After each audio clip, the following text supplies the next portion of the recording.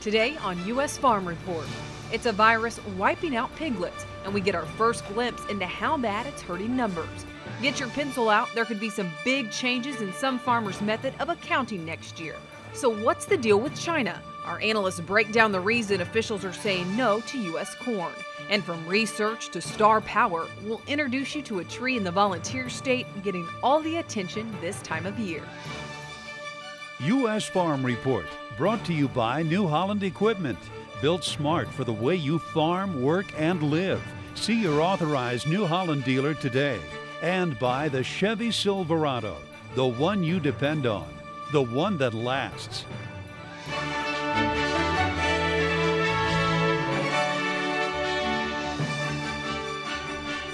Hello and welcome to U.S. Farm Report. I'm Tyne Morgan in for John Phipps. I hope all of you enjoyed the holidays. Here at Farm Journal, we're going to keep in the holiday spirit with our Christmas in the Country program.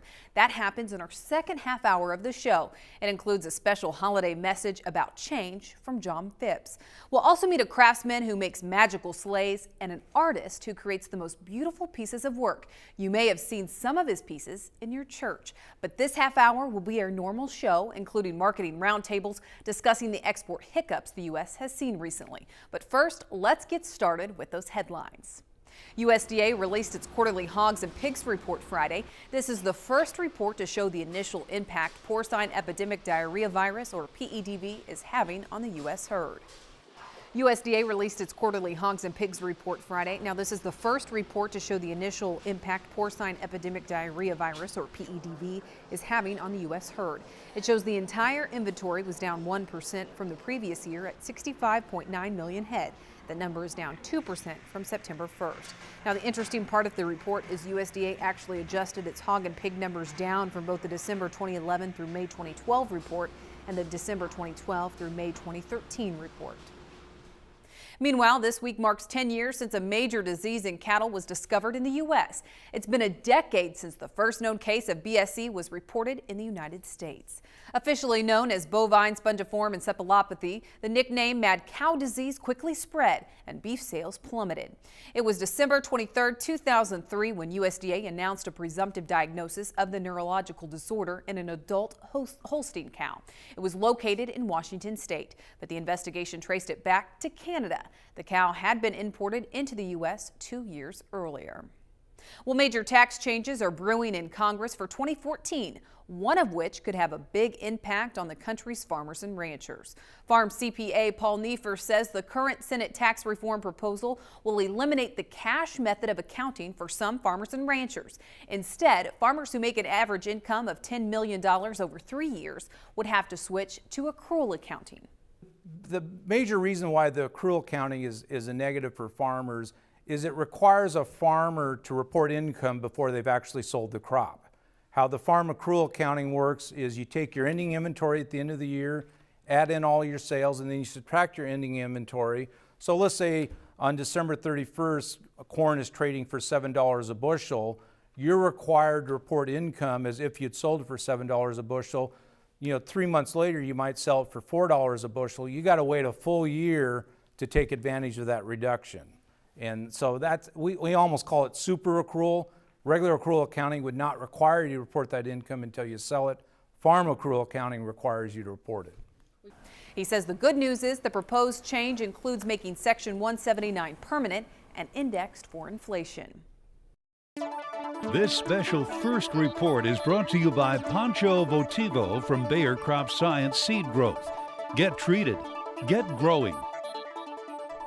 Well, August rain showers are essential to soybean crops, especially in the Midwest. But because of the late planting this year, September showers were just as important.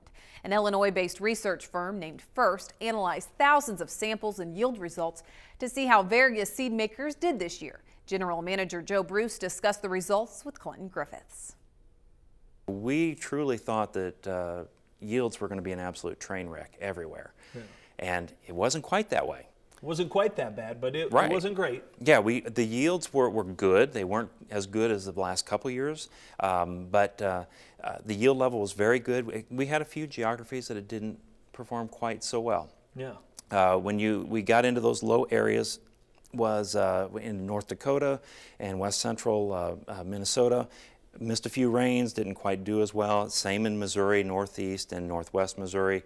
They just didn't have that rain level, and their yields ranged anywhere from, on our test, from 15 to 30 bushels per acre, which is not acceptable. Nobody likes that. Yeah, especially for those geographies, right? Exactly. What about on the top end, though? There were some good spots, though. There were a few places that got some decent rains. Absolutely. There were places like Indiana and the Mid-Atlantic, Pennsylvania, Delaware, Maryland. We had phenomenal yields. Typically, we're lucky to get a 95 bushel yield from any product. This year we had 21 products in our tests that had 95 bushels or better yield. Unbelievable. And that just doesn't happen. And it's not like we're trying to do anything to spur that kind of yield. It just happened. They were in very good areas where rainfall was timely, and they performed. Yeah. They had the right conditions and performed. What Right. about diseases? Because I know that's always can be a limiting factor in certain regions. Right, you would think that diseases would be an issue, and honestly this year it didn't happen. We thought with the dry conditions you might see some problems show up, and especially with the late planting that would factor in as well. But we never really saw anything jump out and nip us to where it hurt the yield. It just seemed like everything worked ideal to get high-end yield in several areas. It wasn't the best yield we've ever seen, but it's better than what we certainly thought it could have been. You can read all about the first results online at firstseedtests.com. Well, up next, it's time to talk markets with Joe Vaclavic and Mike Flores. They join me in just 2 minutes. Please stay with us. U.S. Farm Report is brought to you by Broad Spectrum Prosaro fungicide from Bayer. Growing wheat with Prosaro. It's like growing money. Great harvest. Definitely. How do you help your crops produce to the fullest? Treat your seeds. Bayer seed treatments help prevent damage caused by pests during early plant development, leading to healthier stands and larger yields. And when it comes to seed treatments, there's only one name to remember. Pancho Vitivo? Pancho Vitivo. Get treated and get growing. A man. A man and his truck. And his son, who would rather play computer games than go camping. And a valley. And a river. And the stars. And a new convert. The all-new Chevy Silverado, from one generation to the next, strong for all the roads ahead. The secret to finding more buyers for your cattle is no longer a secret. CattleExchange.com is like no other site. It brings the greater ease of use, detailed information, and searchability found in sites like Cars.com and Autotrader.com to the cattle industry. Upload photos and video to attract more buyers and share greater detail in your listing. Cattle buyers and sellers are connecting in ways they never imagined. Go to www.cattle-exchange.com and discover the secret to better selling. Why is B&W's Turnover Ball the best-selling gooseneck hitch in the country? Maybe it's the ingenious way it solves everyday problems. Or because it's time-tested and is rated to tow 30,000 pounds. Maybe it's because our lifetime warranty gives hard-working people peace of mind. Or maybe it's because folks love to own a hitch that's still 100% made in America. The Turnover Ball by B&W. Trusted. U.S. Farm Report is brought to you by Ag Explorer. Nurse your soil back to health with the right prescription of N-Zone and Prevent. We're back now on U.S. Farm Report. And like I said just before the break, today we have Joe Vaclavic of Standard Grain and Mike Flores of Flores Trading with us today. Let's start off with export numbers. Last week, USDA released some of these export numbers. For example, corn up 70% from the 4-week average. Was that expected? No, it was not an expected number today. Overall, export sales, which are essentially commitments, not shipments, have been well ahead of USDA projections for soybeans, for corn, and for wheat. So the export demand for the grain markets here in the U.S. has been very good. Now, as I said, these are commitments. They're not necessarily shipments yet. There's still always that potential that these commitments could be canceled. They could be switched to other destinations, as we've seen with soybeans. many times. But yeah, the numbers today were very good. But it initially triggered a bullish reaction, and do you see that continuing? Not just off weekly export number, no. You'd have to see many weeks of sales that are ahead of expectations to sustain any kind of upward movement on that, I think. Well, Mike, looking at wheat above USDA's target, let's talk about wheat and just this what's going on with the world situation. Yeah, it's the big market that is being shorted by the funds heavily. They have a record short position, and every day they seem to sell a little bit more kind of towards the end of the day to protect their position. But the U.S. wheat market is significantly lower in price than the rest of the world, so you would think at some point it would catch a bid. I thought we would probably have some short covering rally ahead of the end of the year because these guys are paid upon, end of quarters and that type of thing. So it really kind of behooves them to take their profits so they get a bigger bonus check, let's say. But I think wheat is a little bit too cheap, and it will probably bounce back again. The only rally we've had was a 22-cent rally. And so if we get another 22-cent rally, it takes us up to about 622, 623 in that area. I would expect that to occur relatively soon. But it's the dog of the group right now.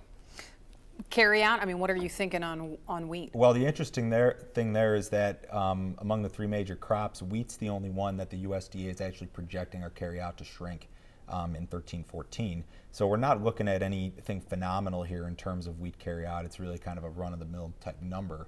But I don't see it as being extremely bearish to a point that we've got to take wheat down to the same price as corn or within $1 of corn. I don't know if it's that bearish here. Okay, but we've seen prices decline, and what's your take on that going? Is it just the funds that's having this impact on prices right now? In wheat, yes. But the other markets are also short corn and they're long soybeans. It just appears to me as like the grains are kind of at the tail end of a bear market that we've known. We've had good crops for a long time, and supplies are building, and it's just kind of taking it down to a level we're going to probably just base for a bit of time, is what it appears like to me. The soybean market has a little bit more spunk to it because there's a lot more demand. China is very interested in taking more and more beans, so that's the market that has the most life, and probably if we do ever sustain a rally, that'll be the market that really does it. But it's just we're just kind of in the doldrums right now on grains. There's probably better places to speculate if you wanted to do that. Let's dive a little bit deeper into soybeans. Looking short term, what's your take on soybean prices? Well, our algorithms are short the market right now, but those are generally tend to be 3-week trades. That maybe go down 50 cents from a high, something along those lines. I think going forward, though, that there's so many unknowns that everybody's basically got all of these grades priced in, where we're going to have record production from South America, from this spring, what we do in the U.S.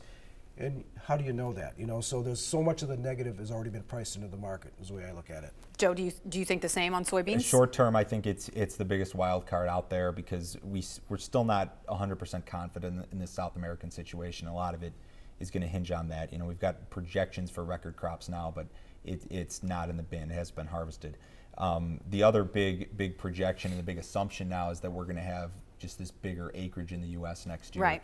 People are talking anywhere from 5 or 6 million more acres of beans, and that's based on price versus corn and the price relationships. That it's essentially more profitable or something to that effect versus corn. So a lot of assumptions there right now. I kind of think we're going to stay in kind of a choppy market here for a little bit. All right, thank you guys so much, but please stay with us. We're going to talk China whenever we get back from this break on U.S. Farm Report.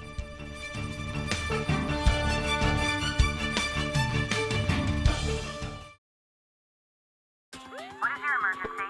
Need assistance at County Road 61 and Highway 9. Help is on its way. Clear!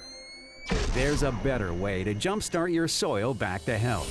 Apply Endzone to protect and increase nitrogen efficiency without killing bacteria. Apply Prevent to increase phosphorus availability and reduce fixation. Better yet, use them both to get more from your fertilizer investment and see higher potential yields. Ag Explorer, your prescription for healthy soil. This season on Man vs. Weed, Ethan discovers Caprino post-emergence corn herbicide. Weeds this year, toughest ever. Caprino has the longest residual of any post, taking on grasses, broadleaf weeds, even glyphosate-resistant weeds all season. Caprino, because out here, it's man versus weed. And man will emerge victorious. Caprino, for an amazing end-of-season clean. Each day, our planet awakens with signs of opportunity. But with opportunity comes risk. And to manage this risk, the world turns to CME Group. We help farmers lock in future prices. Banks manage interest rate changes. And airlines hedge fuel costs. All so they can manage their risks and move forward. It's simply a matter of following the signs. They all lead here. CME Group, how the world advances.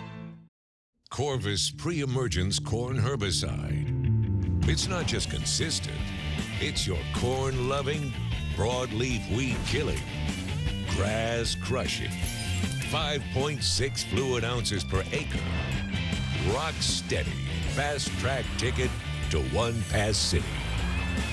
Corvus from Bayer. One pass, 2 modes, 0 doubts.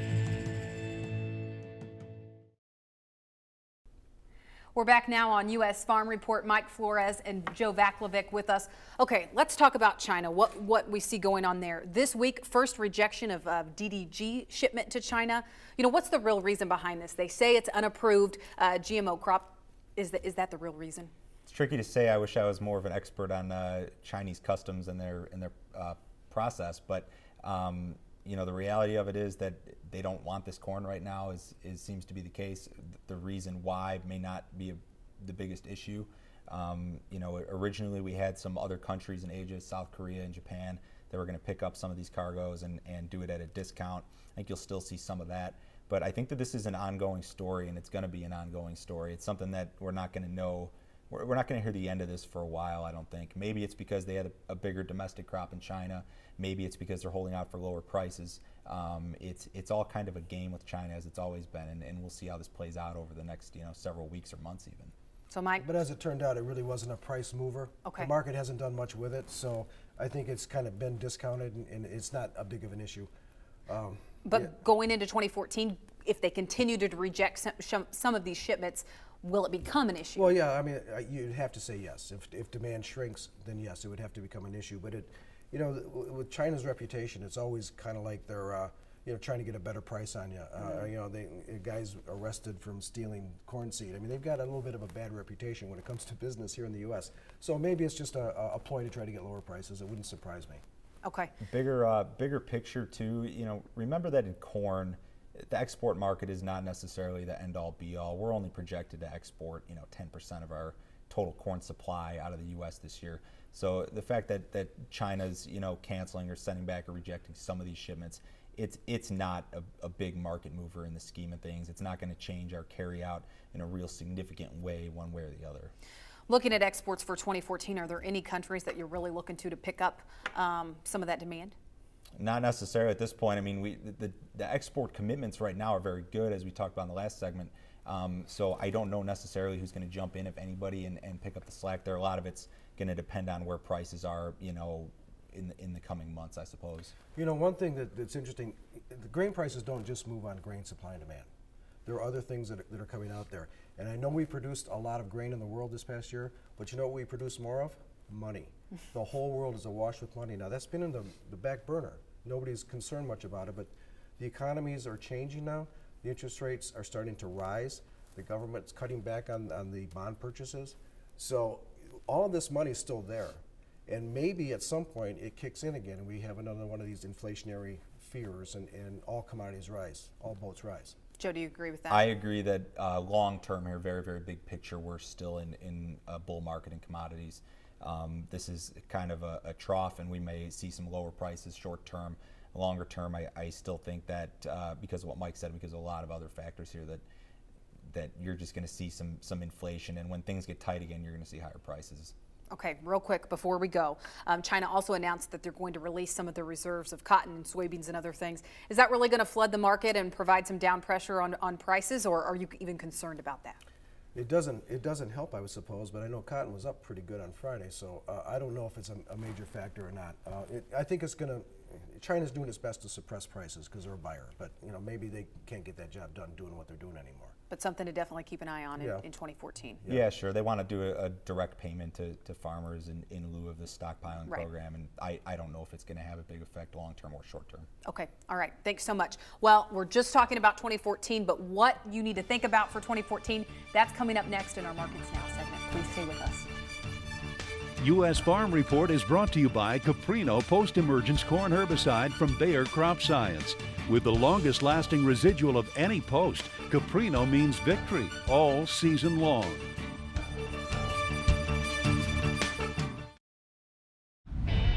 You want a stronger, healthier, and better yielding corn crop, but what you need can seem overwhelming. Well, it doesn't have to be. Bring the Corn College TV experts to your farm with Farm Journal's Corn College Education Series. Ken Ferry and Missy Bowers share their practical, hands-on advice organized into 4 easy-to-follow topics vital for your crop success. Choose the one DVD you need or order the complete set. It's time to take the next step to a stronger, healthier, and better yielding corn crop. Order Farm Journal's Corn College Education Series today. Some people tend to dream small. Others dream big. But with agriculture's ability to feed the 1 billion hungry people on the planet and a projected global population of 9 billion by the year 2050, it's time to dream huge. Farmers Feeding the World is about agriculture coming together to increase both hunger solutions and food production. Learn more. Give generously. Please dream huge with us. You want a closer look, but the naked eye can only see so much. Introducing Zoomies, the compact, hands-free, high-power binoculars you wear like sunglasses. Zoomies gives you instant 300% magnification that brings everything up close. Zoomies binoculars utilize the same vision magnification technology of expensive, high-power binoculars and condenses it into microvision lenses that adjust easily with a turn of the focus dial and magnify up to 300%. You can even switch on the sunshade to eliminate glare without switching to sunglasses. You can get Zoomies at the factory direct price of only $10. Order now and get this handy neck lanyard and travel storage bag absolutely free. But wait, order now and we'll double the offer and send a second complete set free. Just pay separate processing and handling. That's 2 complete sets for just $10. Here's how to order. To order Zoomies for $10 plus processing and handling, call 1-800-374-9681 or order online at buyzoomies.com. Markets Now is brought to you by DuPont Pioneer, helping you get the right product on the right acre. Science with service, delivering success. We're back now on U.S. Farm Report with Markets Now. Okay, what's the one thing our viewers need to be thinking about going into 2014? Mike, let's start with you. Well, I think that the producer has been beat up so much over the past several months. Everybody's telling their crop is going to go to zero, and I just don't buy into that premise that there's a very strong value associated with food production, and that the prices I think are fairly close to as low as they're going to get. Maybe they're not going to go up right now, but I think they're just going to kind of stabilize. And we look at so many of these crops, like corn and beans anyways, that are below the cost of production. And all of these acres are supposed to be coming at us this coming year, and I don't think farmers are going to be so stupid enough to say, well, I'm going to produce anyway at a loss. So I think there's a lot of moving parts here. I don't think you need to be so pessimistic and believe what everybody's telling you that the prices are going to go down a lot, because I don't buy into that scenario. So the sky is not falling. The sky is not falling at all. Joe, what do you think? Just a piece on acreage decisions for next year. I know that there's a lot of farmers in the U.S. that plan on increasing soybean acreage and decreasing corn acreage because of price relationships. And I think that there's a lot of risk in doing that. You know, think what you want about the bean market, but there's some risk there. If we put out a record South American crop, we put out another 6 million acres next year. If you're increasing your soybean acreage substantially in 2014, you need to take a look at some marketing strategies, some hedge strategies, something to kind of cover your bases, because that price isn't real unless you do something to capture it. So you don't think we're going to have that huge switch if you simply look at planting something for a profit? I think there will be a big switch. I've talked to a number of farmers in every major producing state that I think there's going to be a big switch from corn into beans in 2014. Maybe that changes a little bit in the next couple of months, but I think that bean market, you got to protect the risk there if you're going to put the risk out there by increasing acreage. Okay, real quick, do you agree, Mike? I don't know. I think that the grain markets are not really going to go down that much, so I wouldn't be that aggressive as a hedger. All right. Thank you guys for joining us this week on U.S. Farm Report. We really appreciate it. Please stay with us because we have more coming up in just 2 minutes.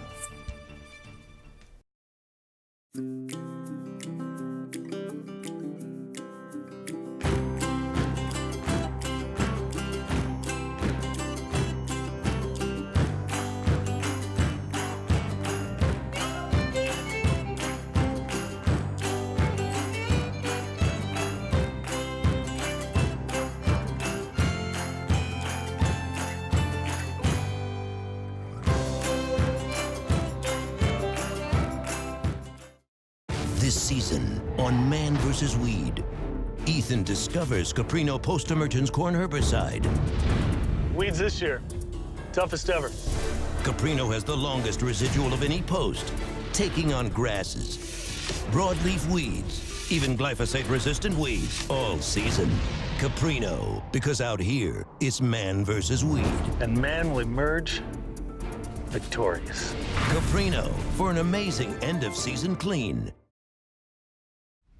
Risk. It's the one constant farmers face each day. Price risk on unsold grain, production risk up until your crops or livestock are sold, and opportunity risk on sales. The correct decisions can erase debt, boost retirement accounts, and recharge your business. Now there's a resource available to increase your marketing knowledge and ease your decision-making process. Farm Journal's Marketing Education Series. This 4-chapter workbook and DVD series includes Assessing and Managing Risk, Become a Better Cash Marketer, Fundamentals of Hedging, and Advanced Marketing Strategies. Farm Journal's Marketing Education Series, featuring pro farmer editor Chip Flory, presents real-world marketing scenarios, so you'll learn the correct time to utilize each of your delivery contract options, the proper hedging strategies, and when doing nothing is okay. Order today at www.shopfarmjournal.com and take control of your risk management with Farm Journal's Marketing Education Series. U.S. Farm Report, brought to you by the all-new Yamaha Viking side-by-side. John Phipps is at home enjoying the holiday weekend. We'll hear from him during our special program, Christmas in the Country, which is coming up next. But before we go, we wanted to share with you the Tennessee State Christmas tree. Just a few weeks ago, it was standing in the Cumberland Forest at the UT Ag Research Station. UT has conducted research on Christmas trees since the 1950s. This tree didn't even start at this location. It was originally planted elsewhere as part of research on land reclamation. As part of a research project growing Christmas tree crops on strip mines. In approximately 1985, when that study was concluded, that tree was dug up along with a few others and brought down here and planted right next to the headquarters. Schubert says one reason this tree was selected was because it was casting a shadow on some nearby hardwood trees that are part of yet another research project. By the way, Chuck Denny will join us for the Christmas special as he tells us about 4-H kids helping make the holidays brighter for military families. Our holiday theme has just begun. Coming up in the second half hour of U.S. Farm Report, we present Christmas in the Country. We hope you'll stay with us.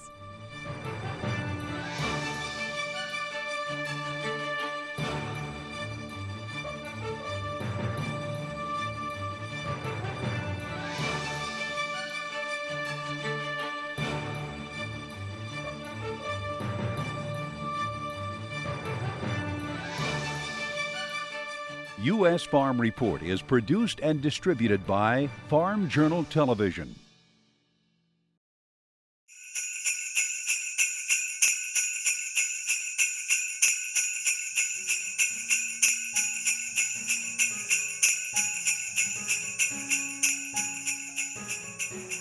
The jingle of sleigh bells. The fresh falling snow. This is Christmas in the Country.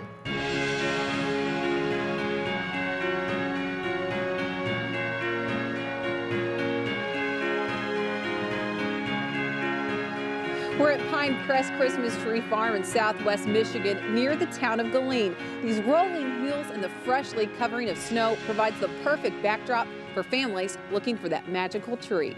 I think you're pretty much covered in snow right now, Tyne, and I know it's pretty cold out here. Well, on weekends, the family brings in Belgium draft horses to help ferry families out to the forest. We'll take a closer look later in the show.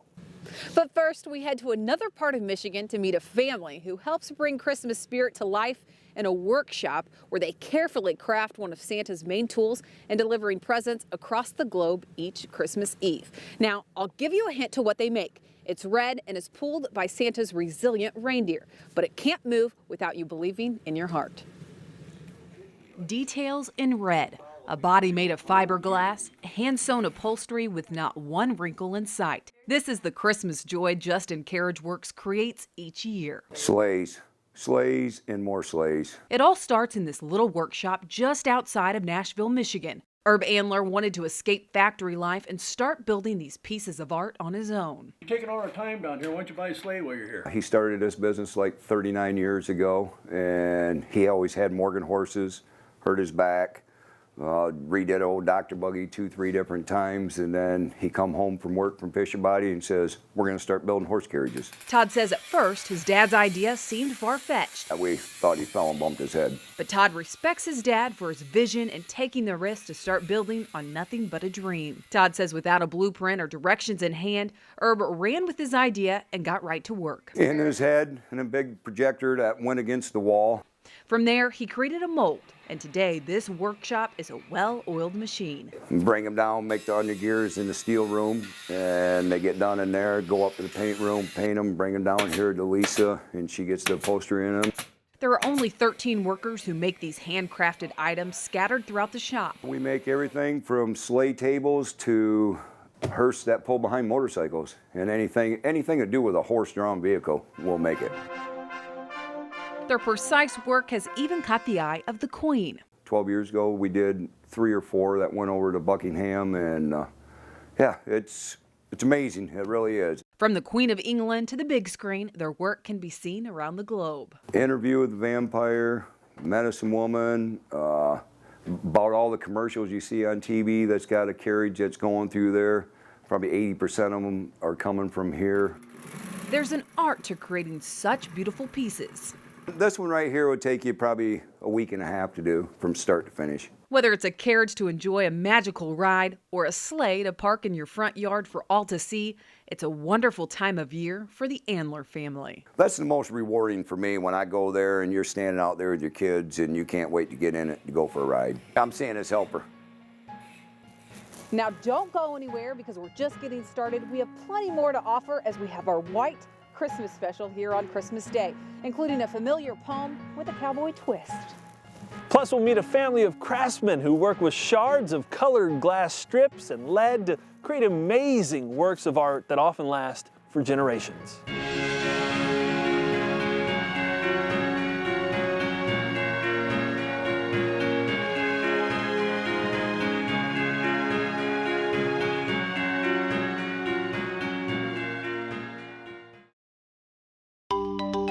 With multiple modes of action, Caprino Post-Emergence Herbicide provides the most complete spectrum of weed control, with the added benefit of residual control. I would say that, within 3 to 4 days, and in some cases, depending on the broadleaves, you can almost see it in the first day. Certainly within a week's time, it's gone to work and is doing a good job, and the residual that's there carries me through the whole season, or at least it carries me through till there's canopy, and then after that we don't worry. That weed control and residual is achieved even with the ultra-low use rate of Caprino. Applied at just 3 ounces per acre, Caprino is extremely convenient to use. Bigger window, easier to apply, less to handle, more convenient, and better crop protection. It's just a plus in all corners.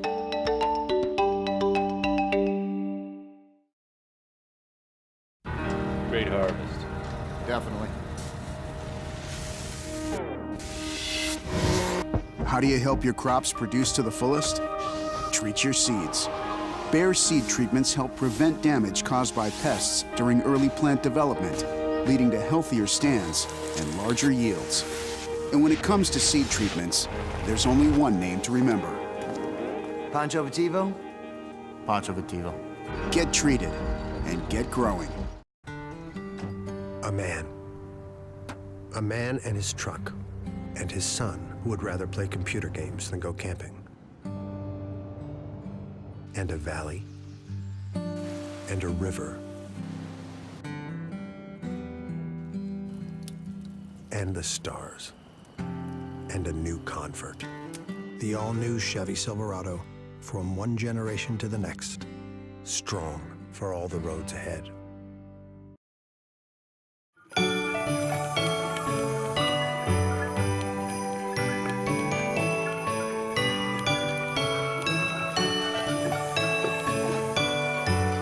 A special part of Pinecrest Tree Farms is the fact that they bring out draft horses every weekend to help families find that perfect tree. And luckily today they brought out the horse especially for us as well. I'm here with Laura Bladecki. Now Laura, these draft horses, it's been a decade that you guys have been out here. So why do you do this each weekend?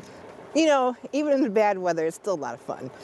To see the kids' faces get in the trees, it's just a family tradition. We like to drive the horses, and it gives us an opportunity to have to drive the horses. And you like these types of horses for these purposes? Yeah, I like the Belgians. They're nice, they're big, they're pretty. They look nice with their harnesses. They're just a fun horse. Well, thank you so much for joining us, and thank you especially for bringing these out today. It's made a special Christmas in the Country piece for sure. Thank you. You're welcome. This holiday season, thoughtful young people in one Tennessee community are saying thanks to the men and women of our military. And as Chuck Denny reports, the 4-H'ers learn it's important to think about where these families are all year long. Bagging a little seasonal spirit and goodwill. As Christmas approaches, these kids are thinking about holiday meals, but beyond their own dinner table. These are 4-H'ers from Clarksville, working hard to collect and bag food items for military families at nearby Fort Campbell, Kentucky. We are collecting cans for wounded warriors who have been injured and are not able to get all kinds of stuff for themselves. These 4-H'ers are providing holiday meals for more than 100 military families. They help some people in the Soldiers in Transition program, also known as the Wounded Warriors. Annalise Martin was one of 600 kids who collected hundreds of canned goods, as well as money for turkeys and hams. We really appreciate what they're doing and their service, and we know that sometimes when you're so committed to something that it's hard to provide for things other than that, and so we thought that if we brought in some food items that it would help them out with their Thanksgiving and Christmas. The Tennessee 4-H'ers are also teaming with Christian County, Kentucky youth in this effort. For both groups, the Fort Campbell base is a big part of their community, and they want military families to know we're thinking about them, especially at this time of year. The Fort Campbell families get a holiday meal, but the kids learn something here too. Julie Newberry with UT Extension in Montgomery County wants her 4-H'ers to build a sense of giving that pays no attention to the calendar. I'm hoping that they're learning the life lesson of just helping others. There are several in our community that, in any society, that are less privileged than we are in general. And I'm hoping that they get that sense of giving and caring that we should not only have just in the holiday season, but throughout the year. After the bags are filled, it's time to box them up and deliver them to the base. Food will go to these families, but something else too. These kids are sending a holiday message of appreciation. This is Chuck Denny reporting. Still to come, a celebration of the old and the new when we return on this Christmas Day. And no, I'm not calling John Phipps old, by the way. That's good. But first, meet a small group of craftsmen who use old world skills to create everlasting icons.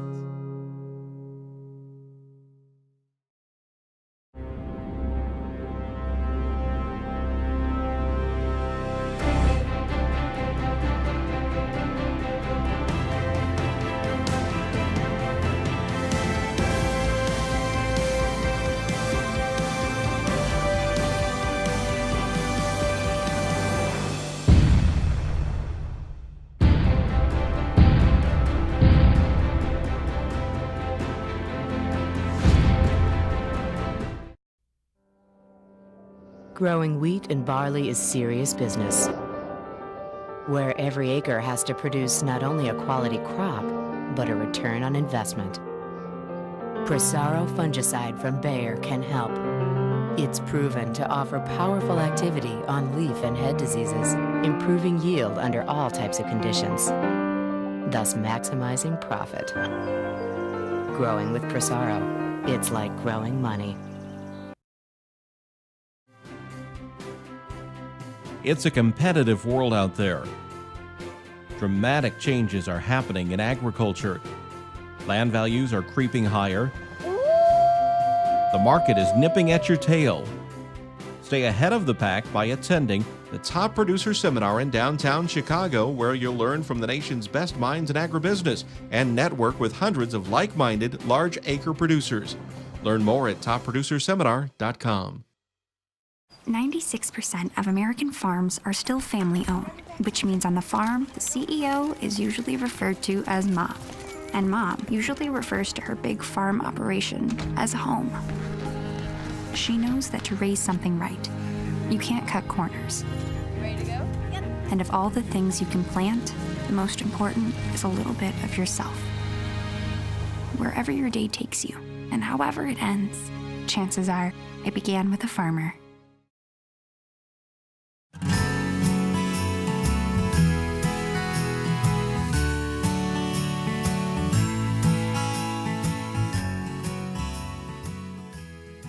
Part of what makes Christmas so special are the decorations. From our homes to our towns and our churches, everywhere we turn, the halls are decked and our boughs bending with our favorite ornaments. Now, creating that kind of lasting beauty has been the passion of one family for 6 generations now. Perched atop a western Kansas hill, the Immaculate Heart of Mary Church stands reverently at attention, its brick facade and steeple piercing a never-ending horizon. So that from 13 miles away where I grew up, I could see this church. Set in the town of Windhorse, Kansas, just outside of Dodge City, at one time, 400 parishioners called it home. At that time and out here, it was a show place. Even a pristine Presidio couldn't weather a century unblemished in this western Kansas climate. I was noticing that the windows were buckling and bowing, and I thought they need to be re-leaded. And it looks like a giant cathedral out in the middle of the sea. And it's just absolutely fantastic. Craftsman Nicholas Fry spent 2 seasons at Windhorse working to restore its original stained glass windows. The Munich pictorial style, so it's the apex of stained glass, the most complicated stained glass you can make. And they were made by my great-great-grandfather, Emil Sr. The technical part, the cutting itself, is by far the easiest. 6 generations later, at their studio in St. Louis, Emil Fry's Stained Glass Company is still cutting, setting, and sealing windows the same way it was done more than a century ago. But it was a process that my great-grandfather learned in Munich, Germany when he was going to school at the Bavaria School of Fine Arts, and brought over to this country when he emigrated here, basically to avoid German military conscription. A life's work that's still teaching the next generation. There's always a big difference on working on windows that our ancestors made versus some anonymous person. You know, this is family. And even though I never met him, you know, I don't know a lot biographically about him, I'm able to learn a lot about who he was as a man through his work. Intricate and expensive work that still dots America's countryside. Well, these farmers in Windhorse, Kansas, gave up all of their treasures to create something that big metropolitan areas struggled with. How they did it is beyond, it's just a real testament to their faith and to their love of God. I went to church here a lot of times, and over the years, you know, they grew dull, so subtle-like that you didn't notice it, but now that they're finished, they really sparkle, and the color really comes out. Beauty now more likely seen by a tourist than during worship. In 1997, the parish was closed. Thankfully, a group of preservation-minded locals bought the building for all of $1. The ancestors worked so hard to build this. The windows, now restored and glimmering in that western Kansas sun, are considered priceless. And they're gorgeous. The vibrancy of the colors, the accuracy of detail, the people look lifelike. And to think that it's all made out of glass and metal is It's challenging. 6 generations later, a bond built on beauty continues to shine. There's every generation worries about where their craft is heading, but it's survived for over 1,000 years, and I think it will survive simply because it is so beautiful, and there's really nothing else like it.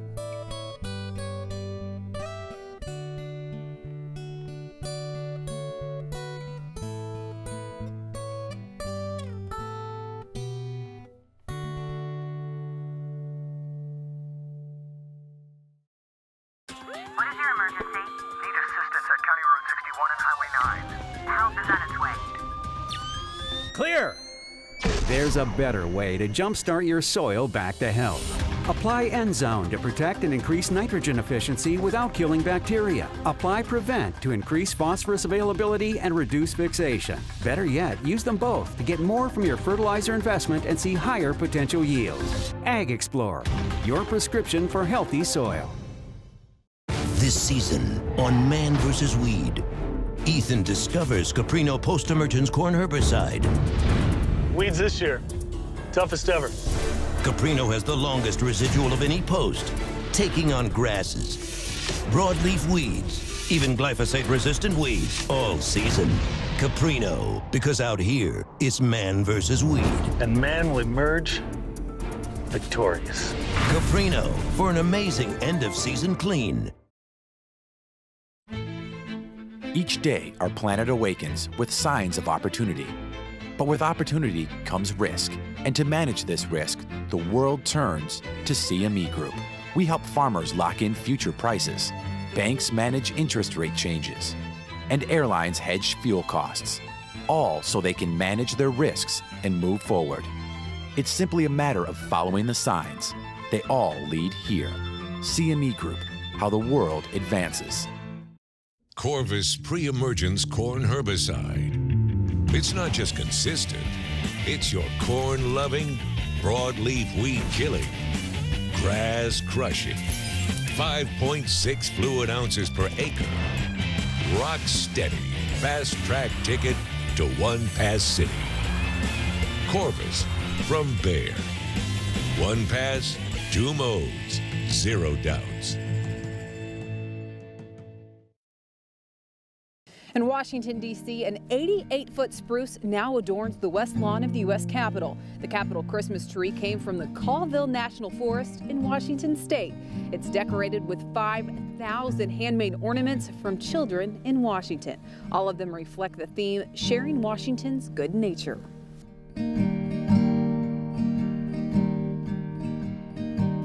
'Twas the night before Christmas. I remember my dad reading that story to all of us leading up to Christmas Eve. You know, many of us have that same memory, but are you familiar with a version involving cowboys? Well, it was written by James Rice, and our own Mike Adams is here to tell the tale.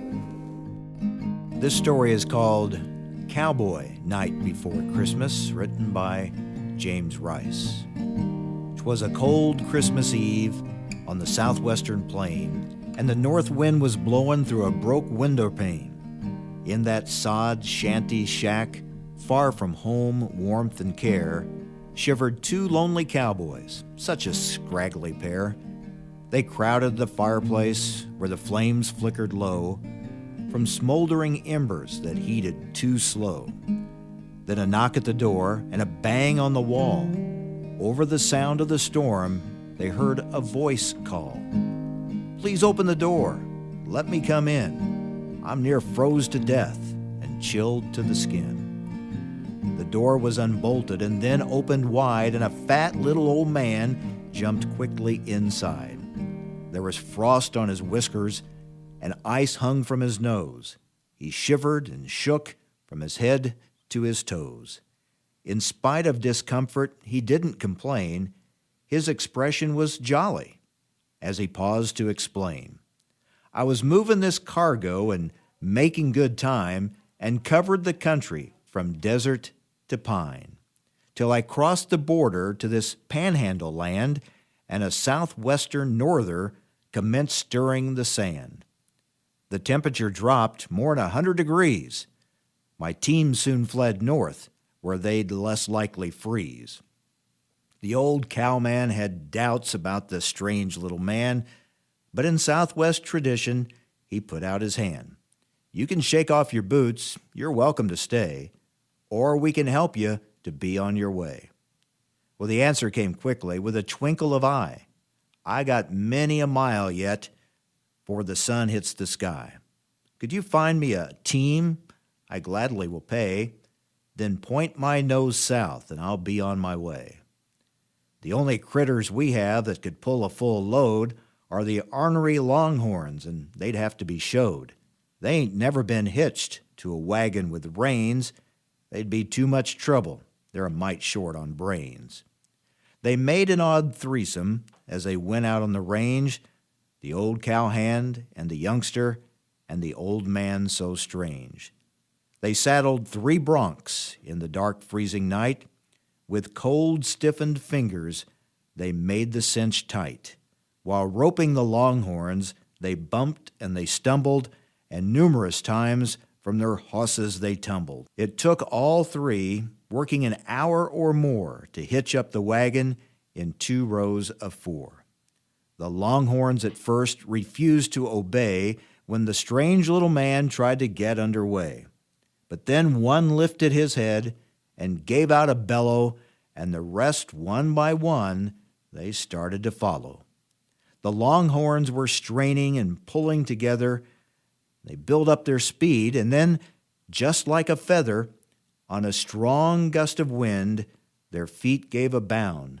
Then man, wagon, and longhorns all at once left the ground.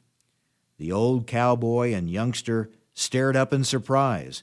A trick of the storm, too much wind in their eyes. Those were their thoughts as they looked at the sky.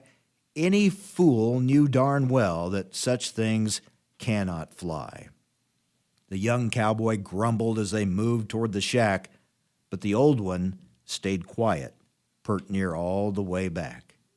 They reached the sod shanty and opened the door, and they couldn't believe what they saw on the floor.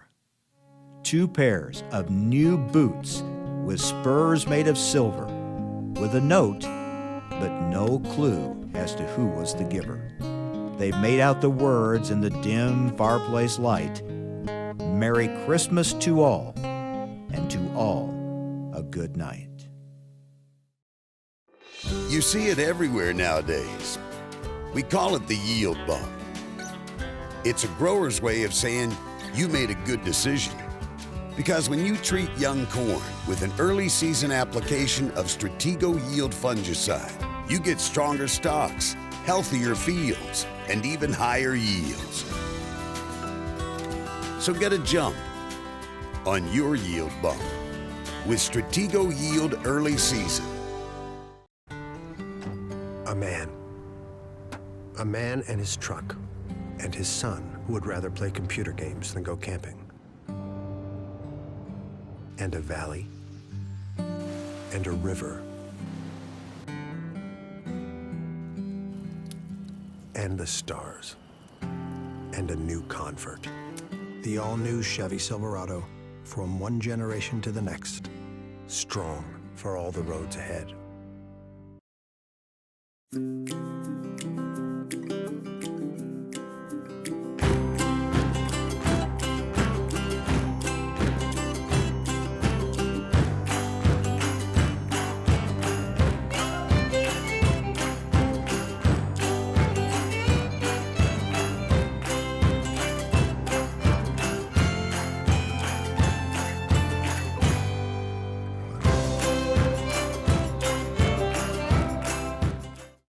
This season on Man vs. Weed, Ethan discovers Caprino post-emergence corn herbicide.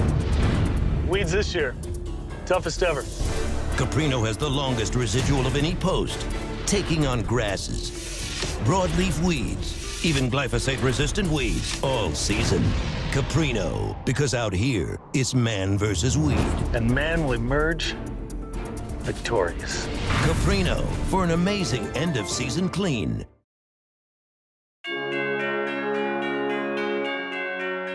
A successful Christmas is combining the old and the new. Finding the right amount of each, however, can be tricky. In his annual Christmas message, John Phipps talks about this Christmas challenge and some great advice he got from a friend. Welcome to my church, the Chrisman United Methodist Church. For over 30 years, I was privileged to be the choir director here for a remarkable group of singers. During those years, Advent was clearly my favorite season for the choir. Not only is there a rich choral repertoire for Christmas, but every year about August, publishers and composers go into overdrive to offer fresh sounds for the music ministry. It was just a wealth of happy choices. In fact, I used to feel sorry for our pastors who had the unenviable task of trying to think up something new to say about Christmas every 12 months. I discussed this once with one of my favorite pastors as we were planning the season services. He told me this: "John, as a young minister, I used to worry about that a lot. What could I say that thousands of pastors over thousands of years had not already said? But as I grew older, I realized that many of the best stories actually get better with time. We all look forward to familiar TV specials and holiday remembrances, and in fact, we often insist they be repeated exactly as we always have done. So I began to relax and simply tell that old story. The odd thing is, that's when I began to discover occasional insights into what this season can and should mean." Of course, he was right. We need a mixture of tradition and novelty to make a truly meaningful Christmas. We hope these stories today have added some new joys for all your holidays. What a great message to end on. Thanks, John. Thank you for joining us for this special celebration. As 2013 comes to a close, we thank you for spending each and every week with us here at Farm Journal. America is truly blessed to have a plentiful supply of quality food, and that's thanks to the strong men and women who work in this industry called agriculture. From our family to yours, thank you so much for joining us on Christmas in the Country, and may you have a blessed and fruitful 2014.